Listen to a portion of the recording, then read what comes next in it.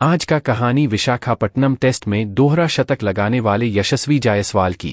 यशस्वी ने विशाखापट्टनम टेस्ट की पहली पारी में 290 गेंद पर 19 चौकों और 7 छक्कों की मदद से 209 रन बनाए। यशस्वी ने मुंबई में 5 बीएच का फ्लैट खरीद लिए है। बड़े भाई ने बताया कि देश की राजधानी में अपना घर खरीदना यशस्वी का ख्वाब था। यशस्वी की कहानी किसी परीक्षा से कम नहीं रही। बड़े भाई तेजस्वी जायसवाल को लेफ्ट हैंड बैटिंग करता हुआ देखकर यशस्वी ने क्रिकेट खेलने की सोची। 7 साल की उम्र में बल्ला थाम लिया और सूर्यावा, भदोही के क्रिकेट एकेडमी में पहुंच गए। माता पिता को लगा कि इसी बहाने बच्चे का मन लगा रहेगा और उसकी फिटनेस भी बेहतर हो जाएगी। पर यशस्वी उम्मीदों से बढ़कर निकले और सिर्फ 1 साल के भीतर वह क्लब की सीनियर टीम में आ गए।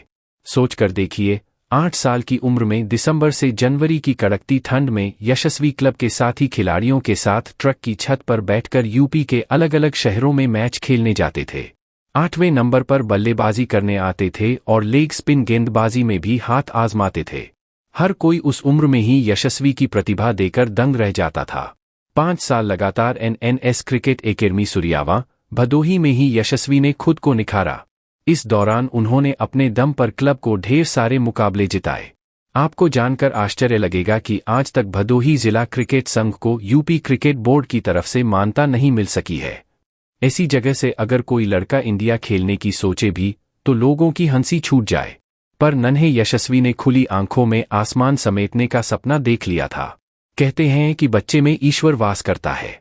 उस उम्र में भी यशस्वी को टेनिस बॉल से बहुत मुकाबले खेलने के ऑफर आए, पर यशस्वी ने सिर्फ एक ही जवाब दिया कि मैं उसी गेंद से क्रिकेट खेलूंगा जिससे इंडिया के बल्लेबाज खेलते हैं।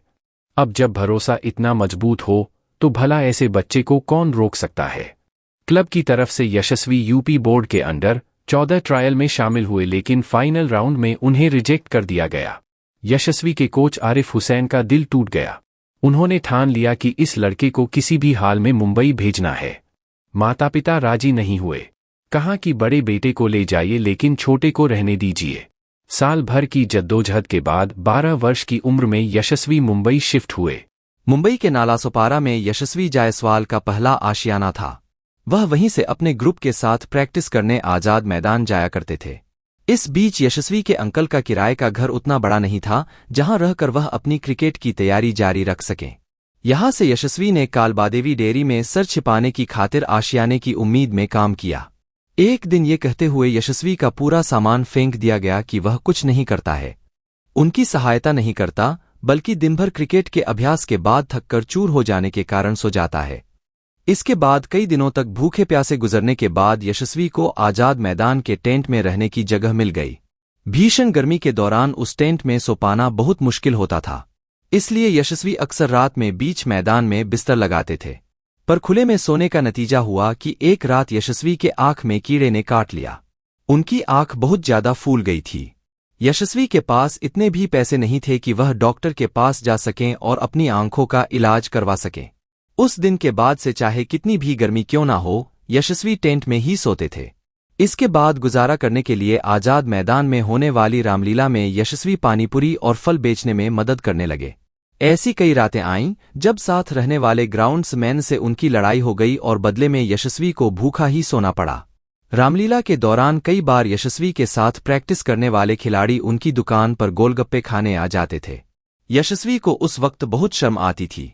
यशस्वी देखते थे कि दूसरे खिलाड़ियों के लिए उनके माता पिता लंच लेकर आते थे, पर यशस्वी को तो टेंट में ब्रेकफास्ट मिलता नहीं था। लंच और डिनर भी खुद से रोटी और सब्जी बनाने पर नसीब होता था। यशस्वी कहते हैं कि मुझे वो दिन भी अच्छे से याद है जब मैं लगभग बेशर्म हो गया था। मैं अपने टीममेट्स के साथ लंच के लिए जाता था, ये जानते हुए कि मेरे पास पैसे नहीं हैं। मैं उनसे कहता था, पैसे नहीं हैं लेकिन भूख है। जब 1-2 टीममेट चिढ़ाते तो मैं गुस्से में जवाब नहीं देता था, आंसू पीकर रह जाता था। ये सब बातें यशस्वी ने अपने बचपन के कोच और परिवार को उस वक्त बिल्कुल नहीं बताईं। उन्हें डर था कि सच्चाई पता चलने पर परिवार वापस बुला लेगा और फिर उनका हिंदुस्तान के लिए क्रिकेट खेलने का सपना अधूरा रह जाएगा। इसके बाद यशस्वी मुंबई के मशहूर क्रिकेट कोच ज्वाला सिंह के संपर्क में आए और शिद्दत के साथ मंजिल तक पहुंचने की कोशिश शुरू कर दी। 2 साल में ही मुंबई में यशस्वी के बल्ले का डंका बजने लगा। वही मुंबई, जिसके लिए सुनील गावस्कर, सचिन तेंदुलकर और रोहित शर्मा ने घरेलू क्रिकेट खेला, अब वहां यशस्वी जायसवाल की तूती बोल रही थी। यशस्वी 14 साल की उम्र में मुंबई की अंडर 19 टीम में शामिल कर लिए गए। जिस खिलाड़ी को यूपी क्रिकेट बोर्ड ने ठुकरा दिया, उसे मुंबई क्रिकेट एसोसिएशन ने बाहें खोलकर अपना लिया। मुंबई ने सर्वाधिक 41 बार रणजी ट्रॉफी जीती है, जबकि उत्तर प्रदेश की टीम ने सिर्फ 4 बार इस खिताब पर कब्जा किया है। ऐसा इसलिए क्योंकि प्रतिभाशाली खिलाड़ी या तो घर बैठ जाते हैं अथवा दूसरे राज्यों से क्रिकेट खेल पर मजबूर कर दिए जाते हैं। आपको शायद यकीन नहीं होगा कि यशस्वी जायसवाल ने अगले 5 सालों में मुंबई की अंडर 19 टीम की तरफ से अलग अलग प्रतियोगिताओं में लगभग 50 शतक ठोक दिए। ऐसा तूफानी प्रदर्शन देखकर यशस्वी को भारत की अंडर 19 टीम में शामिल कर लिया गया। इधर यशस्वी ने व्हाइट बॉल से खेले जाने वाले विजय हजारे ट्रॉफी में पूरा भौकाल कर दिया। मुंबई की सीनियर टीम की तरफ से बतौर सलामी बल्लेबाज उन्होंने अपने पहले ही मुकाबले में 113 रन जड़ दिए। उस टूर्नामेंट में उनका सर्वाधिक स्कोर 203 रन रहा। उस सीजन यशस्वी ने 1 अर्धशतक, 2 शतक और 1 दोहरे शतक की मदद से विजय हजारे ट्रॉफी के 6 मुकाबलों में 564 रन ठोक दिए। अब यशस्वी धीरे धीरे देश की निगाह में आने लगे थे। भारत 2020 में अंडर 19 वर्ल्ड कप खेलने के लिए तैयार था और यशस्वी की फॉर्म बता रही थी कि उन्हें टीम से बाहर रखने का जोखिम मोल नहीं लिया जा सकता। दक्षिण अफ्रीका में खेले गए इस टूर्नामेंट में टीम इंडिया ने फाइनल तक का सफर तय किया। बाउंसी विकेट पर यशस्वी ने टूर्नामेंट में सबसे ज्यादा 400 रन बनाए। इस दौरान उन्होंने 1 शतक और 4 अर्धशतक लगाए।